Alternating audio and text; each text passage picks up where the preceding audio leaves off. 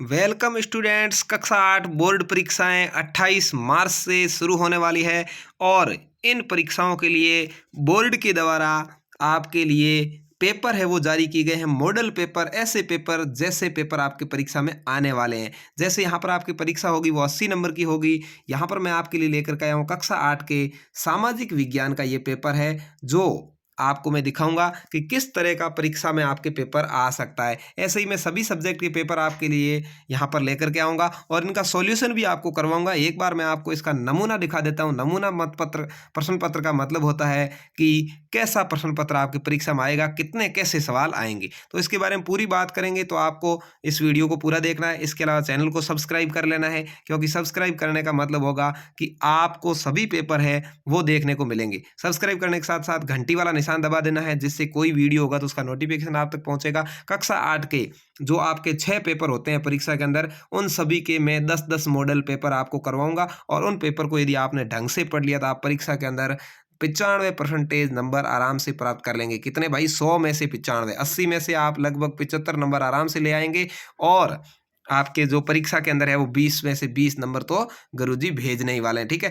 तो 80 में से 80 नंबर भी किसी की रेटिंग बढ़िया है तो वो प्राप्त कर सकता है। तो इसके लिए आपको क्या करना होगा, आपको चैनल पर लगातार बने रहना होगा और ऐसे ही वीडियो देखते रहने होंगे। तो चलिए, यहाँ पर सबसे पहले आपके सवाल आएंगे वस्तुनिष्ठ। वस्तुनिष्ठ कहते हैं अब शब्द वाले 1 से 8 तक ये सवाल आएंगे। देखिए, यहाँ हुरडा सम्मेलन बुलाने का क्या उद्देश्य था, यहाँ पर 1 नंबर का ये सवाल आएगा। ठीक है, इसके उत्तर मैं अगले वीडियो में आपको बताऊंगा। एक बार आपको पेपर दिखा देता हूँ। प्रथम गवर्नर जनरल कौन थे, यहाँ पर ये सवाल आया है। बिरसा मुंडा का संबंध किससे है, ये सवाल आया। यहाँ पर इंग्लिश में साथ में दे रखा है, आपके पेपर में भी इंग्लिश में आएगा, लेकिन आपको केवल हिंदी वाला करना है। न्यायपालिका का प्रमुख उद्देश्य क्या है, यहाँ अब सदा आपको चारों ही दिख रहे हैं। लोकसभा में सत्ताधारी दल का मुखिया कौन होता है, तो आप सभी को पता होगा कौन होता है भाई, लोकसभा में प्रधानमंत्री। ठीक है, नवनीकरण संसाधन के कौन कौन से उदाहरण है, ठीक है, जो दोबारा काम में ली जा सकती है, तो यहाँ पर उपयुक्त सभी आपके आ जाएगा। ठीक है, निम्नलिखित में से मानव निर्मित संसाधन नहीं है। मानव कौन सी चीज को नहीं बनाता, तो प्राकृतिक गैस को नहीं बनाता। ठीक है, ऐसे में आपको पूरे सॉल्यूशन करवाऊंगा। एक बार आपको सिर्फ सवाल दिखा रहा हूँ। ठीक है, भारत सरकार ने आदिम जनजाति समूह की सूची में राजस्थान किस जनजाति को शामिल किया है, तो यहाँ पर आप एरिया है वो देख सकते हैं। ठीक है, इस तरह से आपके 8 सवाल हो गए। उसके बाद में आपके आएगा अति लघुतरात्मक। कौन से भाई? अति लघुतरात्मक खंड ब आएगा, यानी ऐसे छोटे छोटे सवाल जिनके आपको 1-1 नंबर का होगा। देखिए, यहाँ पर निम्नलिखित को सुमेलित कीजिए, इनको मिलाना है कि मस्केट क्या है, मैच लॉक क्या है, मुफ्ती क्या, महाअभियोग क्या, इनको इससे मिलाना है। ठीक है, सही उत्तर क्या है वो भी मैं आपको अगले वीडियो में हल करवाऊंगा। एक बार आपको दिखा देता हूँ। 10वां आएगा आपके क्वेश्चन हाँ या ना वाला। ये 2 नंबर का क्वेश्चन है। यहाँ लोग ही एक राष्ट्र के सबसे बड़े संसाधन होते हैं। हाँ या नहीं, सही है तो हाँ, नहीं तो ना। इस तरह से आपको इन चारों का उत्तर देना है। ये 10वां क्वेश्चन आएगा। उसके बाद में 11वां, अब 2-2 नंबर वाले क्वेश्चन आएंगे आपके, जिसके 2-2 लाइन में आपको उत्तर देना है। न्यूनतम वेतन कानून का क्या अभिप्राय है, महिला सशक्तिकरण की आवश्यकता, कोई 2 कारण आपको लिखने हैं। यहाँ पर 2 नंबर का ये सवाल आएगा। 12वां, यहाँ 13वां आया है सन 1857 में मेरठ छावनी के सिपाहियों को नए कारतूसों पर क्यों ऐतराज था। ये सभी सवाल वेरी मोस्ट है, बोर्ड ने जारी किए हैं, इसलिए इनको आप पक्का याद कर लीजिए। भीलवाड़ा को राजस्थान का मैनचेस्टर कहा जाता है, क्यों कहा जाता है वो लिखना है आपको। 2-3 लाइन यहाँ पर दी हुई, 2-3 लाइन में इनका अभ्यास आप जरूर करिएगा। ईस्ट इंडिया कंपनी भारतीय किसानों पर नील की खेती करने से दबाव डालते थे, क्यों, कारण स्पष्ट करना है। 4 नंबर का सवाल है, इस पर आपको कम से कम 7-8 लाइन लिखनी है। ठीक है, कितनी? 7 या 8 लाइन आपको लिखोगे तब 4 नंबर मिलेंगे। निर्वाह कृषि के प्रकारों का वर्णन करना है, 4 नंबर का है। निर्वाह कृषि में कौन कौन सी कृषि आती है और क्या क्या होता है। उद्योग शब्द का अर्थ स्पष्ट करते हुए कच्चा माल आधारित उद्योगों का वर्णन करना, 4 नंबर का है। ठीक है, आप मुझे कमेंट करके जरूर बताएंगे आपको ये पेपर हल किया हुआ चाहिए या नहीं, तो मैं आपको पूरा हल करके इसको आपको वीडियो उपलब्ध करवा दूंगा। कल्पना कीजिए 1850 के दशक में आप एक गरीब परिवार में पैदा हुए। इस समय सरकार द्वारा संचालित पाठशालाओं पर कोई 2 राय आपको देनी। उस समय आपकी पढ़ाई करनी होती तो कैसे आपको क्या क्या करना पड़ता, ये 2 नंबर का। प्राथमिक शालाओं में प्रवेश लेने के बाद आगामी कक्षाओं के अध्ययन में आधे बच्चे विद्यालय छोड़ देते हैं, क्यों, कोई 2 कारण लिखना है, 2 नंबर का।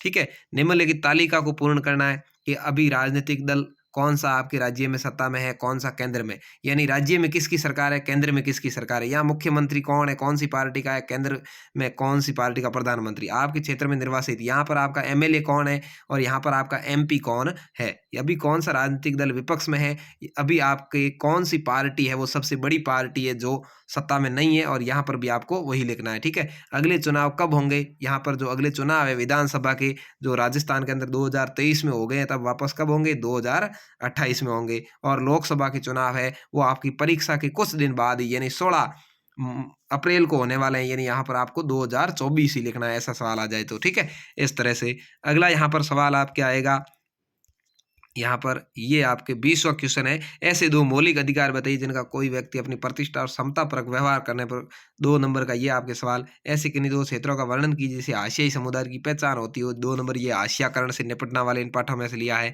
ठीक है? राजस्थान के मानचित्र में आपको किस-किस को दर्शाना है? 4 नंबर का सवाल आएगा। बाड़मेर, भरतपुर, पाली, बांसवाड़ा।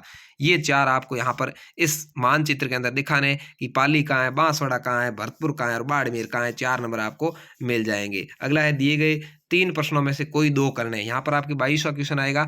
3 सवाल आएँगे, कोई 2 आपको करने हैं 4-4 नंबर के। 1857 क्रांति की सफलता और असफलता पर अपने विचार लिखने हैं 8-10 लाइन में, या भारत की आज़ादी में राष्ट्रपिता महात्मा गांधी के योगदान पर विस्तार से लिखना है, या तीसरा सवाल है रॉलेट सत्याग्रह पर विस्तार से लिखना है। इन तीनों में से कोई 2 आपको करने हैं, ठीक है?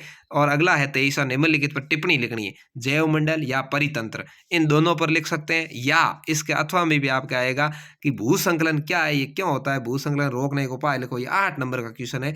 ये ऊपर वाले दोनों 4-4 के, वो दोनों करिए तो 8 हो जाएंगे, या ये करिए तो 8 हो जाएंगे। दोनों में से कोई एक करने हैं, ठीक है? तो इस तरह से ये 24वां क्वेश्चन है। संविधान से आप क्या समझते हैं? संविधान की आवश्यकता के कारण स्पष्ट करो, 8 नंबर का। और अथवा में ये धर्मनिरपेक्षता वाला, दोनों में से कोई एक करना, या तो ये करिए या ये नहीं कर रहे हैं तो ये करिए, ठीक है? इस तरह से आपका ये पेपर है वो हो जाएगा। इसके बाद में 25वां क्वेश्चन दिए गए 3 में से कोई 2 करने हैं। यहाँ पर भी 3 में से कोई 2 करने हैं। यहाँ पर ये 3 क्वेश्चन है, कोई 2 करने हैं। सड़क सुरक्षा वाला बढ़िया ये कर सकते हैं, सामुदायिक स्वास्थ्य वाला कर सकते हैं, तो इसको करने की जरूरत नहीं है। या ये आपको अच्छा आता है तो तीनों में से कोई करना है, ठीक है?